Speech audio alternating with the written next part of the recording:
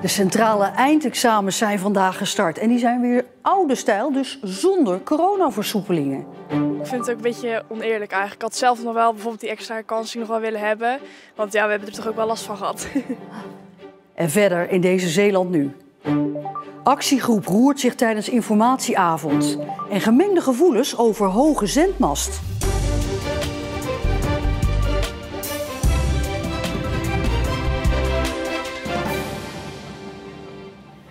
Goedenavond. Veel gymzalen staan weer vol tafels en stoeltjes.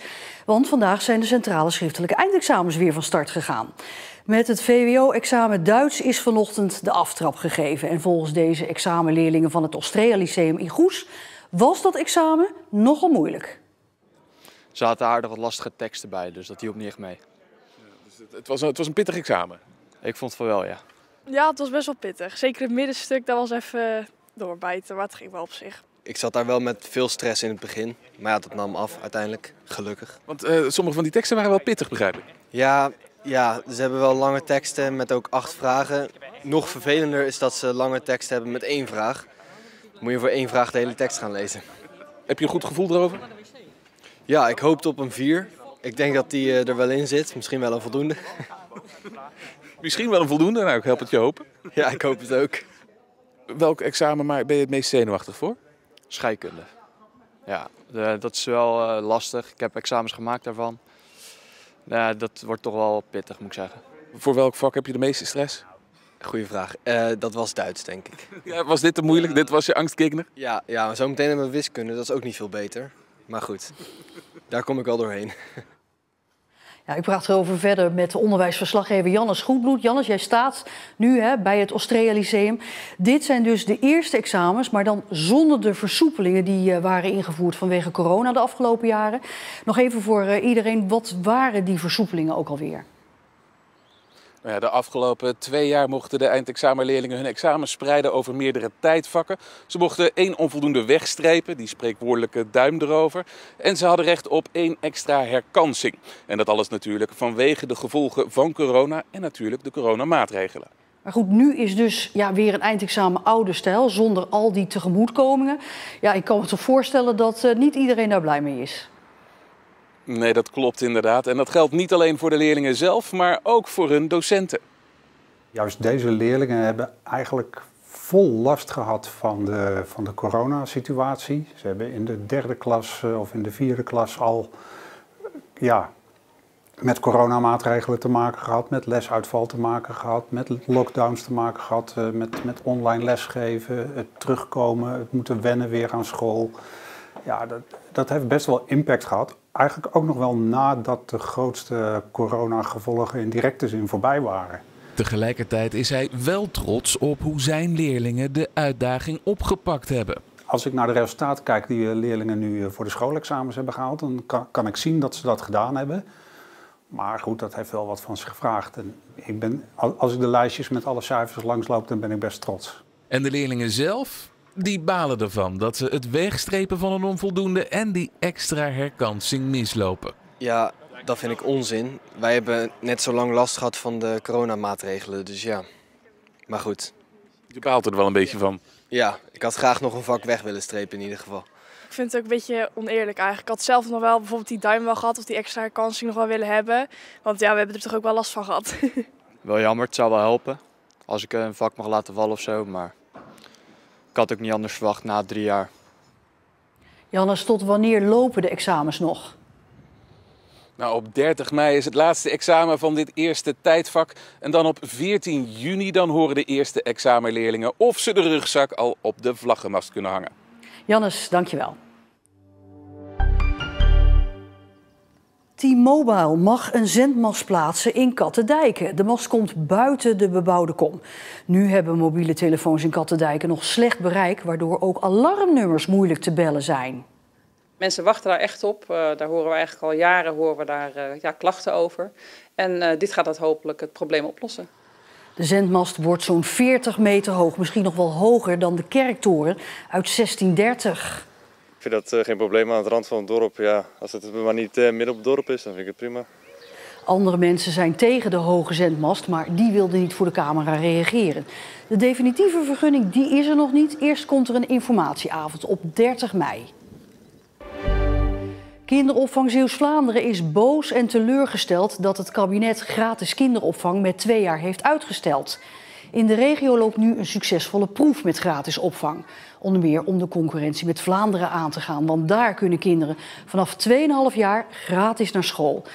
De vraag is wie de €800.000 per jaar aan kosten gaat ophoesten nu het langer duurt voordat het kabinet gaat betalen.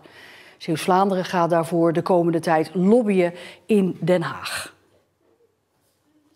Tegenstanders van nieuwe kerncentrales in Borselen zagen gisteravond hun kans schoon om een statement te maken tijdens een informatiebijeenkomst. Het ministerie van Economische Zaken kwam in Heinkensand uitleg geven over de stand van zaken. Maar protestbeweging Borselen tot de kern die drukte meteen een stempel op de avond. We stoppen met het toneelspel. En we vragen aan regisseur Jette om een script wat wel doordacht is. Dus, wij verlaten deze zaal. We roepen iedereen die ook een ander script wil, ons te volgen. Zo draait de actiegroep Borselen tot de kern een informatiemoment om tot een actiemoment. Hun insteek is kort en bondig. Er is uitgelegd dat de vragen nog niet beantwoord kunnen worden. Dat is geen antwoord op de vraag. Want vragen of er koeltorens komen of nog meer hoogspanningsmasten, hoeveel arbeiders er komen werken aan de centrales en hoe lang, er zijn nog geen antwoorden te geven. En er is voor Borselen tot de kern een nog belangrijkere vraag nog niet beantwoord. Is er wel draagvlak? Er is nooit goede draagvlakanalyse gemaakt. En wat er aanwezig is, daar zijn de vragen zo genuanceerd. Er is geen draagvlak voor 2 centrales van een oude generatie. De Borselse gemeenteraad heeft aangegeven onder voorwaarden de nieuwe kerncentrales wel te willen. Maar dit raadslid zag na vanavond ook wel dat de kwestie van draagvlak nog niet uitgefilterd is. Nou, ik begrijp vanuit Den Haag enigszins wel dat ze denken dat er draagvlak is. Alleen vinden wij als gemeenteraad het ook belangrijk, je moet het wel goed onderzoeken. Dus je moet wel de vraag stellen aan onze inwoners. En niet alleen de gemeente Borselen, maar ik denk in heel Zeeland van we hebben er als provincie ook wel echt van doen. Zowel het ministerie als de provincie Zeeland wilden voor onze camera niet op deze informatieavond reageren. Het zegt iets over hoe gevoelig het allemaal ligt. En vraag blijft natuurlijk hoeveel draagvlak er nodig is om de plannen door te kunnen laten gaan. Het moet onderzocht worden. En de eerste stap bij het peilen van draagvlak is informatie. Vertel de mensen wat gaat er gebeuren, waarom is het nodig en wat zijn de consequenties. Wat betekent dat voor de leefomgeving? En die vragen die staan allemaal nog open. Volgende week zijn er nog 2 informatiebijeenkomsten in Terneuzen en Vlissingen. Dijken die gebouwd zijn op getijdenzand, die zijn veel sterker dan dijken die op rivierzand staan. Blijkt uit jarenlange onderzoek in de Hedwiegepolder. Getijdenzand is zand dat is aangevoerd door de zee en waar eb en vloed overheen zijn gegaan. Het klinkt beter in en laat minder water door, blijkt uit het onderzoek door Rijkswaterstaat en het waterschap Hollandse Delta. Die noemen de resultaten ontzettend belangrijk voor de waterveiligheid in ons land. En die resultaten kunnen ons ook in de toekomst nog eens €160 miljoen gaan besparen. De regio Zeeland-West-Brabant heeft meer politieagenten nodig, schrijft de Tilburgse burgemeester Weterings aan de minister van Justitie en Veiligheid. Weterings vertegenwoordigt alle burgemeesters in het gebied als het over politiezaken gaat. Volgens de burgemeester loopt de regio door onder meer de havens en de landsgrenzen tegen zware vormen van criminaliteit aan. En zijn de agenten dus hard nodig. Uit onderzoek van de NOS bleek eerder al dat Zeeland veel minder agenten heeft dan waar de provincie eigenlijk recht op heeft. De dorpsraad van Overzande heeft 439 handtekeningen ingezameld van dorpelingen die willen dat de gemeente dit verpauperde pand in het dorp eindelijk eens aanpakt. Overhangende delen die dreigen in te storten. En ja, het ziet er natuurlijk niet uit. Volgens de dorpsraad zijn er genoeg ideeën voor het pand en kan de gemeente wel degelijk ingrijpen, ondanks dat het pand in particulier bezit is. De wet zegt daar iets over, maar ook in eigen beleidsnota's. Dus ze kunnen het aanpakken. En als ze een fikse boete krijgen als ze niet binnen een bepaalde periode aan de slag gaan, dan denk ik dat de familie wel in beweging komt.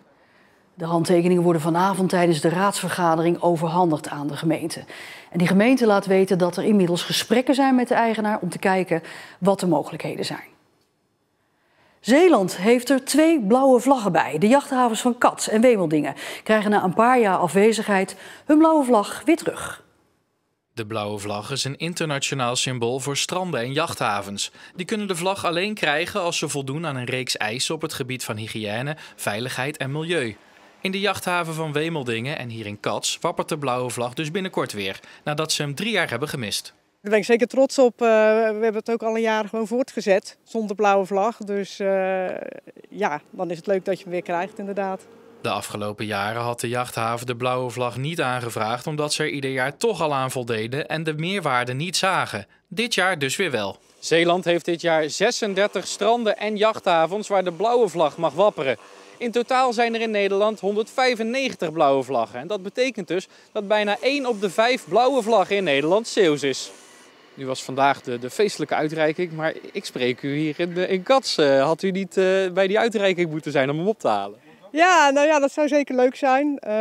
Maar ja, in deze dagen is het ook ontzettend druk op beide havens. Dus we kunnen gewoon niemand missen. Dus we laten hem opsturen. Dus hij komt met de post? Hij komt met de post, ja. Volgende week wordt de nieuwe vlag verwacht en dan kan hij weer een seizoen in deze mast hangen.